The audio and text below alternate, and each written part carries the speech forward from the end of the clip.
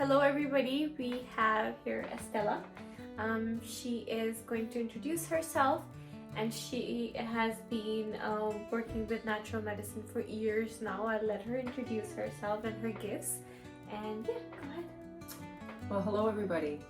My name is Agnes Estella, and I am a member of Esquimalt Nation in Victoria, BC.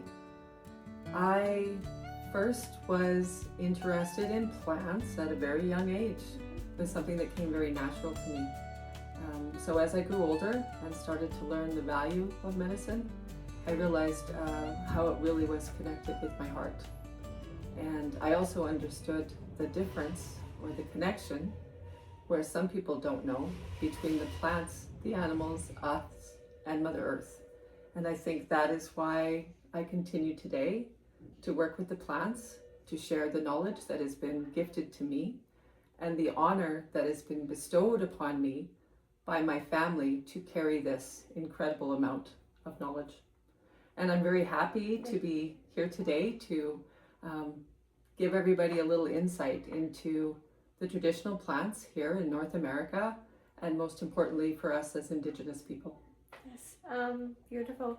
As we were talking behind the cameras, if you want to just give me a little insight about like Indigenous, and I know that like in Indigenous culture how important it is about the respect to plants and animals, right, as you said, as it is part of like our system.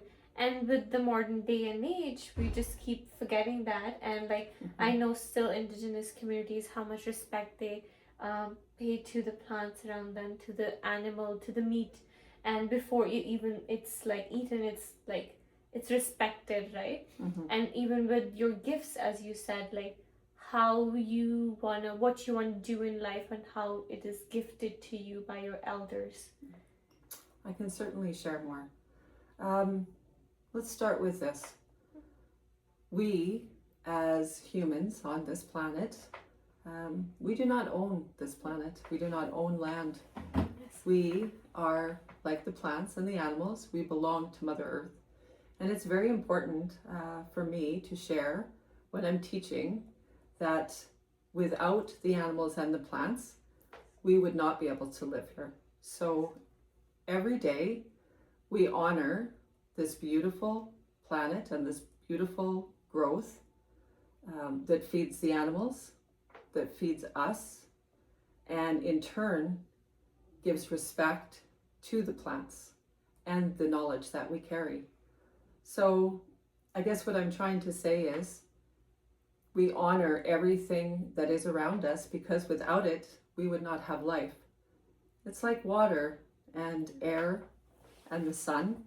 They all go together, and without the sun and the water, we too would not be here.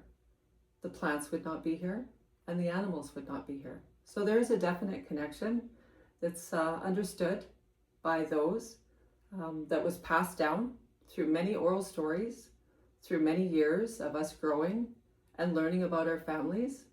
I'll say this, when we're little, our families watch us, and every family has strengths and weaknesses, as we all do. Yeah. And it's recognized who within that family has the strengths that will be honored with the knowledge.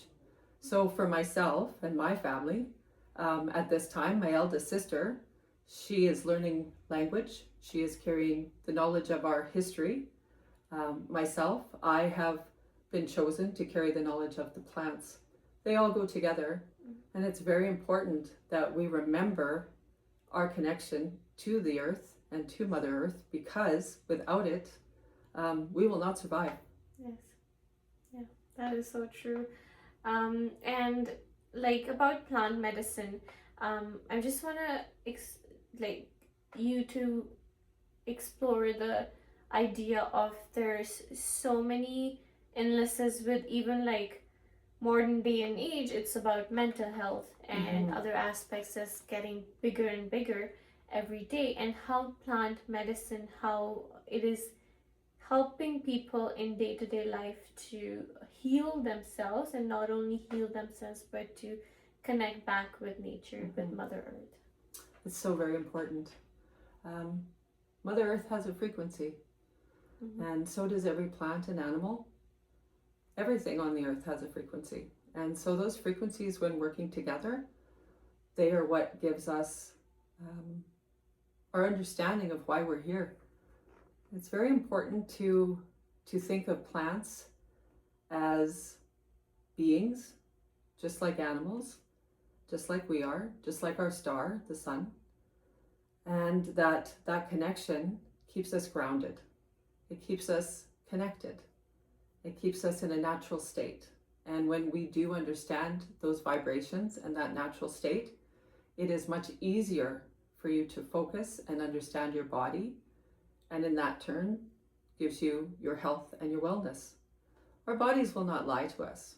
You know, when you're not feeling well, you know right away there's something off. We have kind of lost our way with relating to that knowledge. And if we take our shoes off, you know, go outside, turn off the noise, all of our electronic, spend time with each other, sit and eat together, share, be family. That's where the strength and understanding comes with us living well, living a good life. You know, we say that often. It's important to live a good life and to be grateful and to honor that life. So with that knowledge, things don't have to be so complicated. And we have almost found ourselves at a point where we've forgotten that, and it becomes our minds are so busy. And when we don't sit and calm ourselves, we find that in turn also can turn into sickness and sometimes depression, worry, stress. So when we don't sleep well, we don't eat well, we don't share and communicate, we find that sometimes our health can really fall. The beautiful thing is that it can be regained once we reconnect, slow down, and understand what our body needs. And each one of us is different. So everybody's medicine will always be different. Even mothers to daughters, sisters, aunties, and then our men, our husbands, our brothers, our nephews, our sons. Everybody has a different medicine. So that means that we must take the time to make that connection with Mother Earth, with ourselves, to understand ourselves and look after ourselves. So the journey that I am on right now is to share knowledge about plants and being outside, learning respectful ways to harvest, how to share those plants for our betterment, and in turn, respect the earth for what it has given us. And that is a good life. That is a start to a really good life. There's much more we could talk about even further into our story of creation, just hinting of what we believe, but the earth, we belong to the earth. The plants and the animals belong to the earth, to Mother Earth. Yeah. So that's how I find my my calmness and my healing. Yeah, that's true, because we are part of the surroundings, we are part of Earth, and then everything around us is to support us, and is to, like, we need to be in coordination with it, not separate from it, right? Don't fight it. Yes, exactly. Right. So when you have been doing plant healing for so many years, there has been a lot of plants that has been recently popular, but in Indigenous community it has been for years known to heal. One of such is chaga, and I know you locally source your own chaga, and if you want to just give me insight about that and how it has, in your experience, helped some of your clients, and just about that medicine and what it holds, what properties does it have? Well, to start to give the strength and you see, every plant and every medicine has a story, and it has a power, and it's important to understand that story, and then you can connect with its abilities and you can benefit. So when we speak of chaga, it's a burl, it's a mushroom, a fungus, but it's very unique, also known as the king of mushrooms around the world in the boreal forest. It has a symbiotic relationship with the birch tree and the birch tree only. So knowing the medicinal benefits of the birch tree, we have learned and we share how we harvest chaga and how we instill that chaga has the most powerful medicinal properties that we can obtain. So we go to harvest when it's very, very cold in the dead of winter.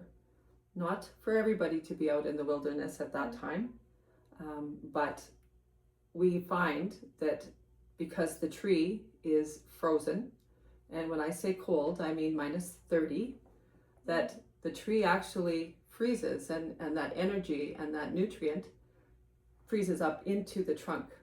And within that, also into the chaga burl. So when we go to harvest, we remember a couple things. Because of the symbiotic relationship, if the chaga grows faster than the tree can, it will kill the tree. Yeah. If the tree doesn't remove, if it doesn't have a balance with the chaga won't grow either. They'll both die. So when we go out to harvest, we don't take a whole burl of the chaga. We look for ones that are larger than the span of our hand, and we will saw or cleave half to a third of that burl, and we will leave the rest. And the reason that we do that is to respect the tree and to ensure that the tree continues to grow. And in turn, we can also return to that tree to see how it's doing, to give it our gratitude, and then we can harvest again because the chaga will also grow back. So that's a very special relationship to understand the give and the take, the balance, the understanding of the balance, and the respect for how delicate that connection is. And I think that's the same connection that we find within ourselves and Mother Earth. And we're in a day and age where we are looking to find our way again, to find those connections. And from my experience, chaga has been a real life lesson. Some of the benefits from this burl: anti-carcinogen, anti-inflammatory, antifungal, anti-parasitic, everything that you can imagine for a cleanse of the body, chaga will start. We also understand that it has a phenomenal benefit to cleaning our livers. So once our livers become sluggish, clogged, slow, the rest of our body, because that is our filter, will begin to break down. We'll see changes, aging even, right? Maybe your hair starts to fall out. Maybe you get a bit of a pot belly. Maybe you don't sleep as well at night. So understanding that chaga starts to clean those toxins out of our body and then helps to reset our natural rhythm, our natural frequencies, everything from head to toe. So brain fog, the ability to have strong lungs, the ability to have a strong heart, the influence on the rest of our organs, our skin, all through our five senses, to our digestion, to even how we age. We can all benefit from the ability of that chaga and how it balances and restores our systems. Many people find chaga ground up. They will use it as a replacement for coffee. That is great. We do not grind our chaga, but we do find that it is a wonderful everyday add to our diet, and it helps to restore and balance our natural system. It doesn't really have a harsh taste. It's a very earthy water, flavor. It's very subtle. But if you, one thing I must share, if you have an allergy to mushrooms, chaga will not be for you. Yeah. If you are pregnant or breastfeeding, chaga will not be for you either. And the reason being for the latter is that when your body is detoxifying, that is not something that you want to include while you're pregnant or breastfeeding. Yeah, fair enough. Yeah. Thank you for that information. And as you said that with the harvest of chaga, like as Estella explained, that it's so important that we are respecting both the tree and the chaga, because they're like kind of in coordination growing, right? So they're both dependent on that. And with the commercialization of chaga, it's important that we're respecting the tree as you are with your you're sourcing yourself, and then you making sure that tree lives, and the chaga you're sourcing is having that goodness energy, right? So it's very important that we live in coordination, and that's so explained beautifully. Absolutely. Thank you. And also about I wanted to check about we have been claiming about dandelions as a weed for so long, and now some people are hearing about dandelions being curing for us, right? But we have spayed it for so many years, claiming it to be a weed, but it is pretty to look at. Like for me it is, but I don't know about other people, but for me it is so beautiful. It is so nurturing to look at even. But like how, like, because I know you would source your own your own dandelion as well. Like how many benefits does it have, and where do you source it from? Because I know you don't source it from the sprayed ones. No, you know, this day and age, it is a challenge to find areas that are safe to harvest. And when I say safe, I mean with the least contamination and the most pure surroundings as possible. So we have been, you know, chemically removing dandelions for decades, many decades. And once we have that weed killer in our soil, it stays there. So the plants may grow back, and they are very determined. Yeah. And so that is why we also find that it can be listed as a weed, as a noxious weed. Yeah. And it is encouraged to remove it because it will take over.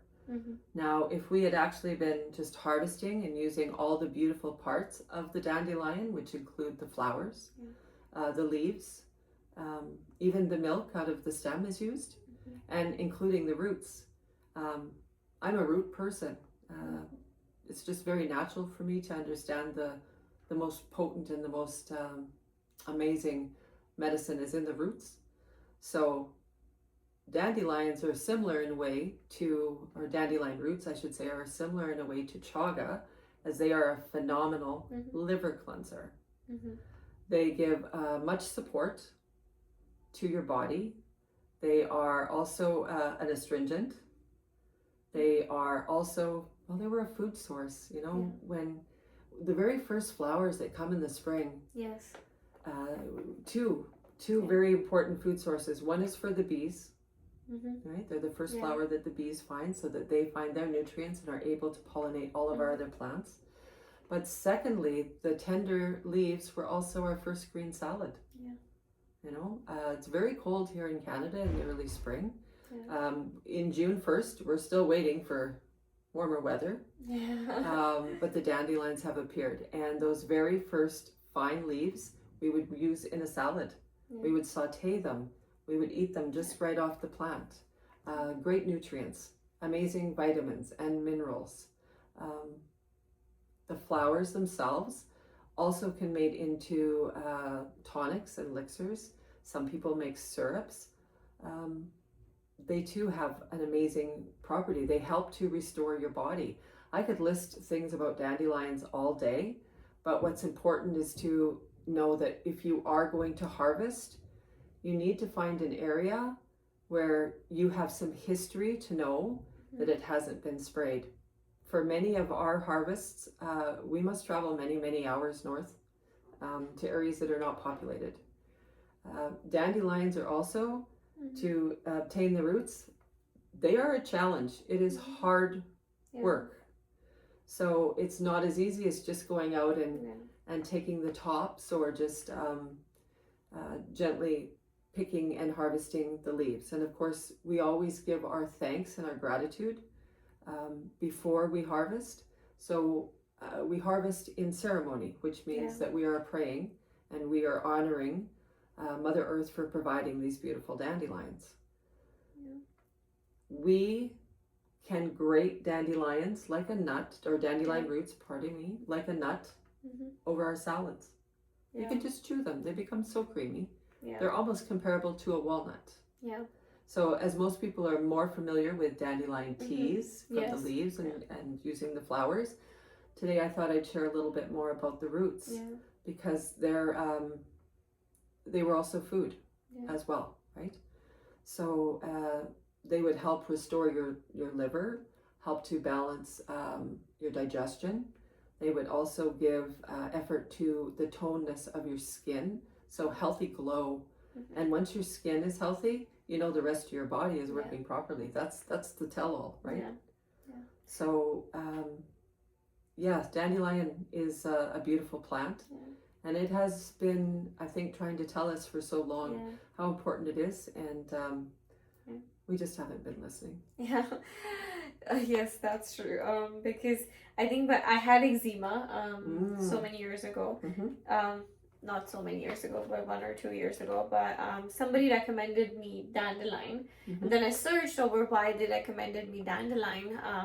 And then I learned that it has so many good properties, and I'm like, it's right there. Like, why are we ignoring this plant for so long? Mm-hmm. And it's right sourced to us by Mother Earth, as you said, Mm-hmm. and we just keep on ignoring it. But it has so many properties to help with digestion, as you said, with the skin issues, right? I had severe eczema on my hands. Oh, geez. Yes. It helped me with that. As you also explained about roots, and which are the ones that, if somebody has some issues, can easily source it around them, like, because I know you source your own stuff, Mm-hmm. but if somebody wants to source something around them, they're having issues with their health, like what they could do as a first step. Right.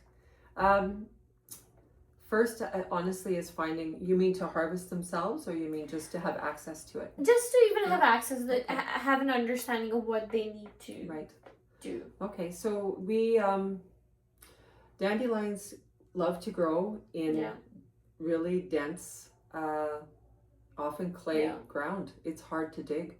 So a good time to start, if you did want to try, would be after a wonderful rain that we've just experienced around the Edmonton area here this last weekend, where the ground does become a little more forgiving.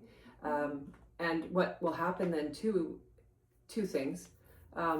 You want to harvest your roots in the spring, or early in the spring, before the flowers develop. At that time, rains like this actually open up the roots. So the reason for harvesting roots first is because the energy of the plant is still in the roots. Once the plant starts to grow and form, and those flowers start to produce, then the energy of that plant is going to the rest of the flowers and the leaves. So when we harvest, we understand when to harvest the parts of the plant during the time that the plant is most medicinal. So the roots would be, you'd want to start now. And go somewhere where you're away from farming activities, manicured lawn activities, where there's runoff from anything that could be considered contamination. It can be quite difficult, and at the same time, like you said, they grow everywhere. So so we actually, to find many of our plants, we go to the forest about 4 or 5 hours north of here. It's a long ways. And once we get up there, we get into areas where there's very little human population. And at that point, we know that the amount of spraying is less. And we try to determine by other plants and other animals that are in the area whether that area is what we would consider clean. And and best with the least contamination. So I'm not sure if I answered all of your questions there, but yeah, it's a dandelion roots can be oh wow, and they can be like big around. When they do dry, they will take 2 months or so to cure. All we do is just lay them out flat and let Mother Nature, let the air just dry them as they are, and they will shrivel a bit. They become very, very hard. But then after you are to either grate them or if you're chewing them, bite them off, they turn so creamy. So they're worth it, but it's hard work. Yeah, it is, for sure. Because we were covering about dandelions, I just want to know about like allergies in general. Because I feel like I've never seen this worse allergies past when we were kids or like as growing up, right? So something changed in our environment for sure. We are using more fertilizers, we're using more chemicals, fair enough. But then there are like so many worse allergies that I've seen, like people cannot eat food, like they go all red, like they cannot eat outside or they cannot eat a certain food. It's just growing worse and worse. And then it comes, and then there's allergy season, which is separate. So what do you think about the allergies, and if there's any natural medicine that somebody can help them cure the allergies? Those are good. That's a very good question. Very good questions, I should say. When it comes to our food sources and what we eat now, our water, our air, you're absolutely correct. We have contaminated things more. I would understand, I think, from my own life. We came to a point too where we have genetically modified certain plants, so we have stepped away from Mother Nature. And I almost question in my own mind, and this is my own understanding, whether that could be part of the issue. Also, when it comes to certain ways that plants are now incorporated into our health and wellness, often they are synthetic blends, so they're not the natural source either. That could be a possibility, but all in all, we are taking in more chemicals. I believe you to be correct. So when it comes to seasonal allergies and other issues, another plant actually that can help very much with that are stinging nettles. And we are right now as well in the harvest time of the stinging nettle. So beyond it being a great source of iron and also is used in our food, it has an ability to support allergy symptoms and to recover from the allergy or the intensity of those symptoms that you deal with. The nose sneezing, the itchy eyes, it's all real. And I never had that kind of response when I was young either. I fortunately do not have a lot of issues with allergies, and I almost wonder if that's because of the plant medicine that I have taken and that the way of life that I live now supports not being overcome with some of those issues. Thank you. I will also have pictures of the medicine that we're talking about, so that you know what plant we're talking about. But I also want to talk about gut health. I think that's also a big one, because I feel a lot of people are just consuming these days, but nobody's thinking about the implications to their body. Because I feel like, fair enough, like I also indulge into food, what I love, and blah blah blah. But in the end, it's like I need to take care of myself. Nobody else can take care of me, right? When I make the decision to take care of myself. So I'm like, the gut health is so important because it's affecting different areas of our life. It's affecting our skin issues, like our digestive issues, which can affect our legs, strength of our bones, and everything is connected to gut. Of course, it's connected to other parts, but I think gut is more abused these days. That's my understanding of it, because it's like just consumption and consumption, but what you're consuming is also affecting you, and we need to realize that. So, like, what kind of is there a plant if somebody's having any gut issues? But I think it's also emotional, also regulation. But there's some there, yes. Yeah, if you have any medicine in related to plants that somebody can take in order to just cure their gut area.